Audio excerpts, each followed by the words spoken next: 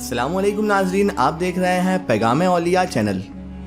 लाखों करोड़ों दुरूद व सलाम हुजूर पाक सल्लल्लाहु ताला अलैहि वालिहि वसल्लम पर और उनकी आले पाक पर।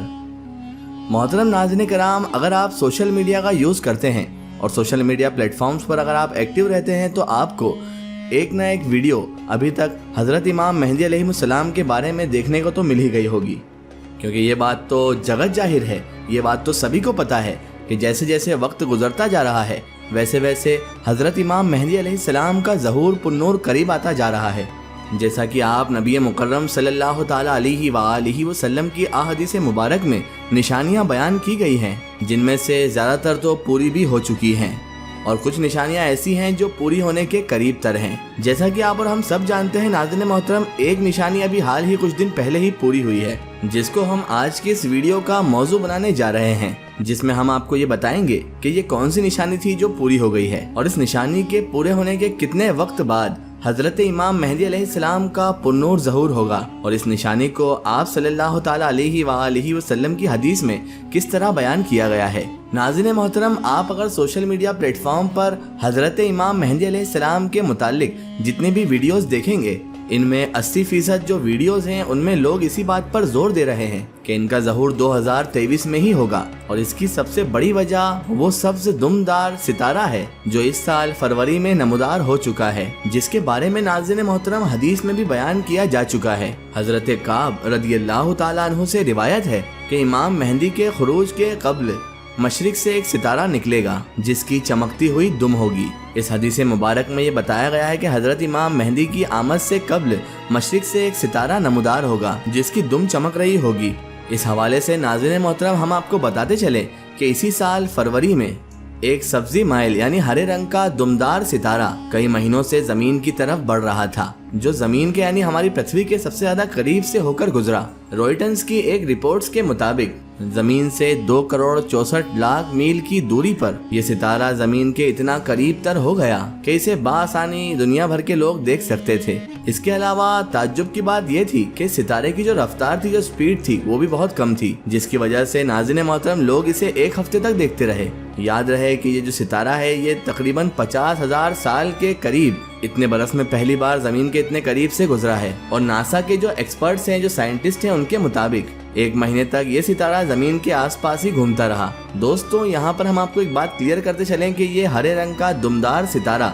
यानी जिसकी दुम तरह की एक छाया बनी हुई थी, इसे एक्सपर्ट्स ने डर्टी स्नोफॉल का नाम भी दे रखा है। बर्फ, धूल और चट्टानों पर कई बने हुए गोले होते हैं जो आमतौर पर बर्फानी हवा जब चलती है इसके मलबे से पैदा हो जाते हैं, जिसे ऑल्ट बादल भी कहा जाता है, जो हमारे निज़ाम शमसी के बैरूनी किनारे पर मौजूद है। हकीकत में दोस्तों, ये जो दुमदार सितारे होते हैं जिनकी दुम जैसी कोई छाया होती है या धुआं होता है, इनका ताल्लुक कहीं ना कहीं हमारी दुनिया से ही है और ये जो दुमदार सितारे होते हैं ये धूल, चट्टाने और मिट्टी से बने हुए होते हैं और ज्यादातर ये बर्फ और धूल की पतली गैसी गिजा से ढके हुए होते हैं, जिसे कोमा भी कहते हैं। और इसमें सबसे इंटरेस्टिंग बात यह है कि जो सितारे होते हैं, जो दुमदार सितारे कहलाते हैं, ये सूरज के करीब जाते से ही पिघल जाते हैं। गर्मी की वजह से इसकी जो शक्ल होती है वो एक दुम में परिवर्तित हो जाती है, एक दुमदार छवि बना देती है, जिससे इंसान को ऐसा लगता है जैसे सितारे की दुम हो।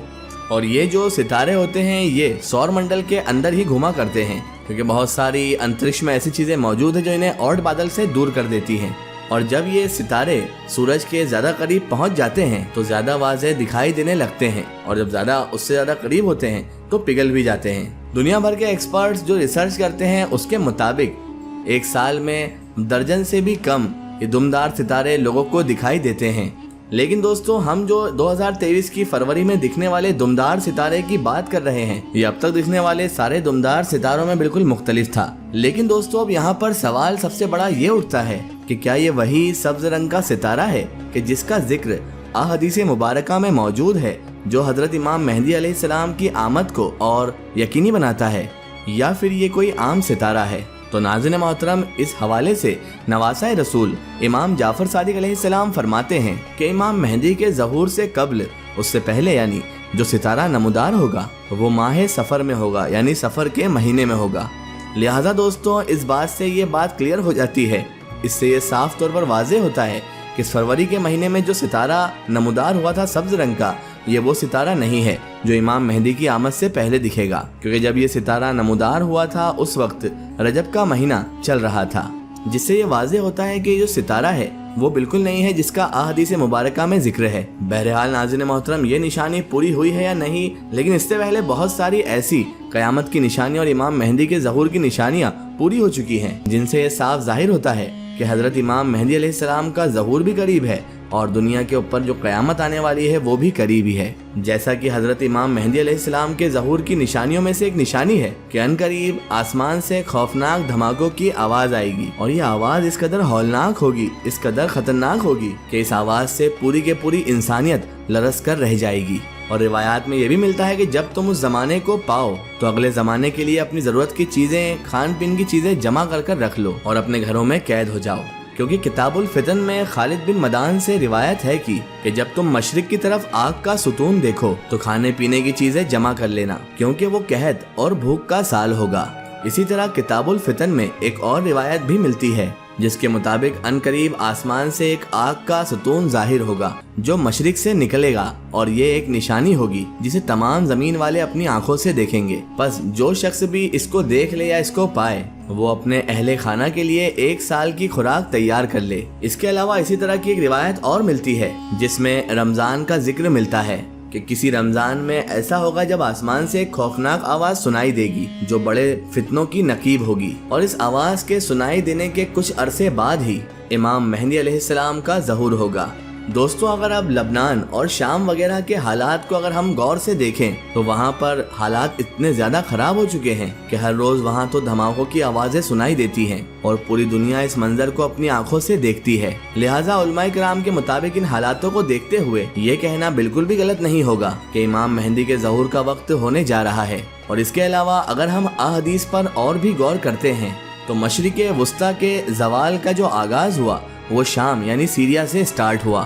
لیکن شاید عرب کے جو حکمران ہیں شاید وہ یہود و نصارہ کی چال سمجھ نہ سکے، یا پھر انہوں نے بے رخی اختیار کی اپنے ہی عرب ممالک کے دیش سیریا یعنی شام سے۔ چاہے وجہ جو بھی ہو، لیکن سرکار دو عالم صلی اللہ تعالیٰ علیہ وآلہ وسلم کی بتائی ہوئی علاماتوں کو ظاہر ہونا ہی تھا۔ حدیث پاک میں ارشاد ہے کہ رسول اللہ صلی اللہ تعالیٰ علیہ وآلہ وسلم نے فرمایا کہ جب اہل شام تباہی اور بربادی کے شکار ہو جائیں تو پھر تم میں سے کوئی بھی خیر باقی نہ رہے گی۔ لہٰذا اگر ملک شام ایسے ہی برباد ہوتا رہا تو پوری امت مسلمہ کی خیر نہیں ہے۔ اور ناظرین محترم، آپ کی جانکاری کے لیے بتا دیں کہ ویسے تو 90% یعنی 90% سیریا برباد ہو چکا ہے، اور اب 5 سالہ کی اس خون ریزی میں 8 لاکھ بے گناہ بچے، بوڑھے اور عورتیں شہید اور لا تعداد دوسرے ملکوں کی سرحدوں پر زندگی کی بھیک مانگتے ہوئے شہید ہو رہے ہیں۔ لہٰذا ملک شام اب مکمل تباہی کے بعد نزا کی حالت میں ہے۔